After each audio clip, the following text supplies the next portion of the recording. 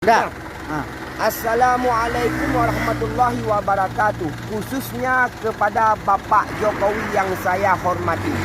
Tahniah saya ucapkan kepada Bapak Jokowi selaku Bapak Presiden kami Republik Indonesia. Terima kasih atas Bapak Jokowi yang bahawa sudah menangani supir truk-truk yang ada di Tanjung Priuk. Saya itu paling bagus Pak Jokowi. Tetapi Pak Jokowi ada satu lagi permintaan kami supir-supir daripada Aceh ke Medan. Tolong Bapak Jokowi telefonkan Kapolda Sumatera Medan.